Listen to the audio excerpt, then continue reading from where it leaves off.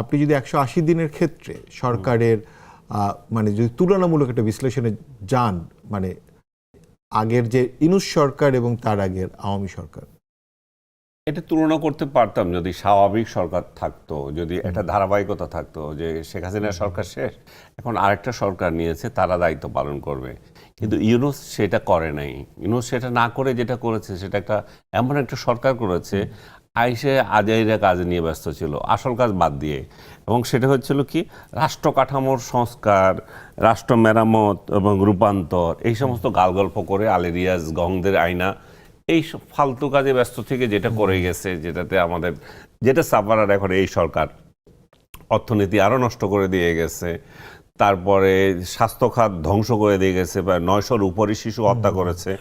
তারপরে আপনি আরেকটা কি কোন একটা ইস্যু জানি বলেছিলেন, যেটা নিয়ে আমরা কথা হচ্ছিলাম, এই যে জ্বালানি খাত, জ্বালানি খাতে কোনো কাজ করে নাই। না, যেমন ধরেন এই সরকার যে ধরেন হঠাৎ করে আবিষ্কার করলো যে নাই, তার মানে একটা ফোরকাস্টিং তো আগে থেকে গভর্নমেন্টগুলো তৈরি করে। ওইটাই তো বললাম, সে সময়ক্ষেপণ করেছে এবং এই সমস্ত অলিক বিষয় নিয়ে যেগুলো এখন আবর্জনা হিসেবে পরিণত হয়েছে, এগুলোর কোনো কাজ নাই। তা কিন্তু বর্তমান সরকারকে যদি আপনি দেখেন, তাহলে বর্তমান সরকারের 6 মাস ছিল যে রাজনৈতিক স্থায়িত্ব, তার যে কমিটমেন্ট, সেগুলো বাস্তবায়নের বিষয়টা। সরকারের ধরনও তো ভিন্ন। সরকারের ধরন হচ্ছে যে ইউনূস সরকার এসেছিল একটা বাস্তবতায়, যেখানে আপনার মেইন বিষয়টা ছিল কি, ডক্ট্রিন অফ নেসেসিটি, এই নাম দিয়ে কোনো বৈধতা নাই। তো বৈধতা নাই, কি করবে? আদালতকে বলা যায় আমাদেরকে একটু থাকতে দাও, কেমনি করে করবা, তো ডক্ট্রিন অফ নেসেসিটি দিয়ে তারা আনছে। আর এটা নির্বাচিত সরকার, দুইটার মধ্যে দুটি পার্থক্য আছে কিন্তু। আর এইভাবে যদি আপনি দেখেন, আর শাসন কাঠামোর যে অগ্রাধিকার যেগুলো দেওয়ার কথা ছিল, ইউনূসের অন্তর্বর্তী সরকারের কামনের লক্ষ্য ছিল সংস্কার, যেটা আমি আগে বলছিলাম, যে পুলিশ মেরামত, বিচার বিভাগকে দেখা, বিচার নির্বাচন কমিশন করা, সবগুলো কাজ কিন্তু ভালো, কিন্তু সে করে গেছে গুবলেট, কোনোটাই হয় নাই। কারণ হচ্ছে কি, অদক্ষ লোকদের দিয়ে এটা করতে চেয়েছিল। কারণ হয়েছিল কি, সে নিরপেক্ষ একটা সরকার ছিল না। তার মেইন টার্গেট ছিল আওয়ামী লীগকে কীভাবে ধ্বংস করা যায়। তার মেইন টার্গেট ছিল যে আওয়ামী লীগের লোকদেরকে অত্যাচার করো, জেলে ঢুকাও, তাদের সম্পদ নষ্ট করো, বাড়িঘর নষ্ট করো, দেশের মধ্যে একটা নৈরাজ্য তৈরি করো, মব সংস্কৃতি তৈরি করো। যেটা বললাম, একটা ট্রানজিশনাল গভর্নমেন্ট যদি হতো, একটা এটা থেকে এটাতে যাবে, কিংবা এটা তার মেয়াদ যদি 3 মাস হতো, তাহলেও কিন্তু একটা শান্তি পাওয়া যেত। একটা নির্বাচিত সরকার চলে এসেছে, এখন নির্বাচিত সরকার তার দায়িত্ব পালন করতো, কিন্তু সেটা হয় নাই।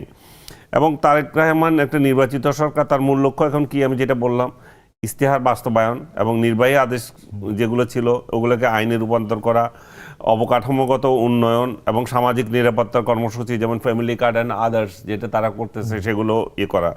অর্থনৈতিক ব্যবস্থাপনায় যদি আপনি যান, দুইটা সরকারের ব্যবস্থাপনায়, ব্যাংকিং খাতে ইউনূস যেটা করেছে, এটুকু হয়তো অনেকে প্লাস পয়েন্ট দিতে পারে, যে বৈদেশিক মুদ্রার রিজার্ভ রক্ষা, যদিও এই রিজার্ভ কী কারণে রক্ষা করছে জানে না। যদি আপনি যদি মনে করেন যে কোনো ব্যবসা বাণিজ্য হবে না, কোনো বিদেশে রপ্তানি হবে না, খালি রিজার্ভ বাড়ান, এইটা দেখাইছে। আসলে তখন তো কেউ ছিলই না, ব্যবসা বাণিজ্য ছিল না। কিন্তু আনিস ভাই, আমি একটু শেষ করে দিই।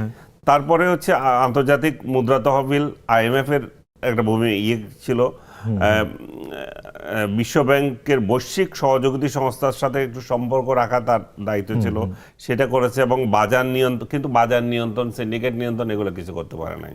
ফলে সেটা যা আছে তাই হয়েছে। এবং তারেক রহমানের সময়কালের একটা ভালো যেটা আমরা বলি, এখন প্রশংসা করছি আমি, আপনি গত 6 মাসে যে বিষয়টা বললেন, 20,000 কোটি টাকা বরাদ্দ করেছে, যেগুলো কতগুলো শিল্প, যেগুলো মানে বন্দি কারখানা যেগুলো নষ্ট হয়ে গেছে, সেগুলো যাতে আবার রিবিল করা যায়, করা যায়।